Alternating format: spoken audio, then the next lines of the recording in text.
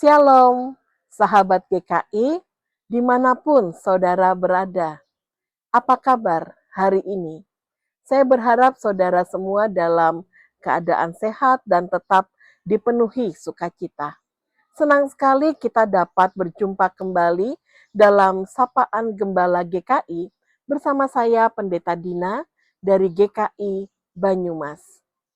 Saudara-saudara, sebelum kita bersama-sama merenungkan firman Tuhan pada saat ini, mari kita datang kepada Tuhan di dalam doa. Mari kita berdoa. Ya Bapa, kami bersyukur kepadamu karena di saat ini kami bersama-sama boleh kembali diberi kesempatan untuk merenungkan firman Tuhan. Kiranya Engkau sendiri yang mengubah hati kami melalui kebenaran firman-Mu, agar kami dapat melakukan segala sesuatu dengan segenap hati, bukan untuk manusia, tetapi untuk Engkau saja.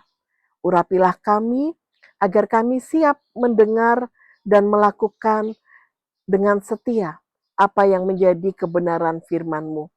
Di dalam nama Tuhan kami, Yesus Kristus, Sang Firman yang hidup, kami berdoa. Amin. Saudaraku, saat ini kita bersama akan merenungkan firman Tuhan yang terambil dari surat Kolose, pasal yang ketiga, ayat yang ke-23. Kolose 3 ayat 23 yang berkata demikian. Apapun yang kamu perbuat, perbuatlah dengan segenap hatimu seperti untuk Tuhan dan bukan untuk manusia. Saudaraku, kalimat ngapain repot sering kita dengar dalam kehidupan kita sehari-hari. Apalagi akhir-akhir ini juga muncul lagu Timur yang viral berjudul Ngapain Repot. Perasaan tidak mau repot ini kadang muncul saat kita diminta untuk melakukan sesuatu yang tampaknya tidak mendesak untuk kita, bahkan juga kita pikir tidak menguntungkan, atau mungkin terasa melelahkan bagi kita. Ngapain repot datang ke ibadah kalau kita bisa nonton dari rumah? Ngapain repot bantu panitia? Toh nanti juga ada orang lain yang bisa melakukannya. Ngapain repot memaafkan kalau toh orangnya juga nggak pernah mau berubah. Saudara, rasanya lebih mudah untuk menjadi tidak repot. Tetapi, benarkah hidup orang percaya dipanggil untuk kenyamanan? Saudaraku, kata repot sering terasa negatif. Capek, ribet, buang waktu. Tapi sebenarnya di balik repot itu ada ruang bagi Tuhan bekerja untuk membentuk hati kita. Saudaraku, bacaan kita pada saat ini berkisah tentang Paulus yang sedang berbicara kepada anggota persekutuan di kota Kolose, di mana mereka bekerja sebagai hamba. Paulus mengingatkan mereka untuk bekerja dengan penuh tanggung jawab dan menghormati Tuhan mereka, sekalipun Tuhan mereka bukanlah pengikut Kristus. Sikap bertanggung jawab dan hormat merupakan bagian dari tanggung jawab iman kepada Tuhan. Pekerjaan apapun tidak lepas dari berkat yang diberikan oleh Tuhan kepada mereka.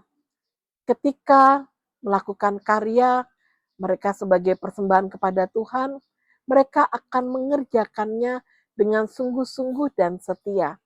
Jadi, motivasi bekerja dan motivasi melayani bukanlah untuk mendapat pujian, tetapi untuk menyenangkan hati Tuhan.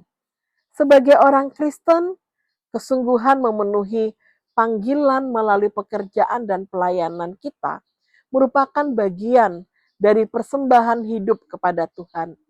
Keberanian, bertanggung jawab, mengambil resiko dari keputusan, dan kesediaan untuk berkomitmen melakukan tugas dengan setia merupakan nilai hidup yang semestinya kita hayati. Sayangnya, sindrom ngapain repot juga menjangkiti kita sebagai komunitas gereja. Ketika ada tugas gereja, kita berkata, ah udahlah, biar orang lain saja yang melakukannya. Ketika ada tanggung jawab yang sulit, kita memilih untuk diam. Dan ketika terjadi kesalahan, kita sibuk mencari siapa yang bisa kita salahkan. Sikap seperti ini bukan hanya melemahkan semangat pelayanan kita, tetapi juga akan merusak keutuhan kita sebagai komunitas. Sebab Tuhan justru memanggil kita untuk hidup dalam semangat yang sebaliknya, yaitu semangat memberi diri. Ketika kita melakukan segala sesuatu, entah ketika kita menyapu halaman gereja, atau ketika kita mengunjungi saudara yang sakit, atau ketika kita mendampingi anak-anak sekolah minggu, atau ketika kita menyiapkan konsumsi untuk persekutuan ataupun untuk rapat, atau ketika kita bertugas sebagai penerima tamu, mungkin tampak sepele. Tetapi ketika hal itu dilakukan dengan hati yang tertuju kepada Tuhan, semuanya menjadi persembahan yang berharga di hadapan Tuhan. Bukan sekedar tentang apa yang kita lakukan, tetapi untuk siapa kita melakukannya. Saudara, Tuhan tidak mencari hasil yang sempurna, tetapi Tuhan menghendaki hati yang tulus yang melakukan pekerjaan yang Tuhan percayakan. Tuhan tidak pernah menghitung seberapa besar yang kita lakukan, tetapi seberapa dalam kasih yang kita berikan. Ingat bahwa Tuhan Yesus juga memilih jalan yang repot. Ia meninggalkan kemuliaan sorga untuk datang ke dunia. Ia melayani, ia menyembuhkan, ia mengajar, dan akhirnya dia menyerahkan nyawanya di kayu salib. Kalau Yesus mau repot demi keselamatan kita, apakah kita masih pantas berkata, ngapain repot? Ketika diminta untuk mengasihi, melayani, atau memberi diri, maka lakukan apa yang menjadi bagian kita. Saudara, hidup sebagai orang percaya bukan tentang mencari apa yang paling mudah, tetapi tentang belajar setia dalam hal yang kecil sekalipun. Melayani Tuhan seringkali berarti siap repot, tapi disitulah kita menemukan sukacita yang sejati. Sebab dalam kerepotan yang kita jalani demi Tuhan, ada makna yang jauh lebih besar daripada kenyamanan yang kita korbankan. Dan pada akhirnya, seperti janji firman hari ini, bahwa Kristus adalah Tuhan yang kita layani, ya kita harus memberikan yang terbaik bagi Dia. Kita mungkin lelah, tetapi kelelahan kita tidaklah sia-sia. Kita mungkin merasa repot, tapi ingat kita sedang ikut ambil bagian di dalam karya kasih Tuhan di dunia ini. Amin. Mari kita kembali datang kepada Tuhan, kita berdoa. Ya Tuhan, ampuni kami ketika kami lebih memilih jalan yang mudah dan kami enggan berkorban. Ajar kami untuk melakukan setiap hal dengan segenap hati, bukan demi pujian manusia, tetapi sebagai ungkapan kasih demi kasih kami kepada Engkau.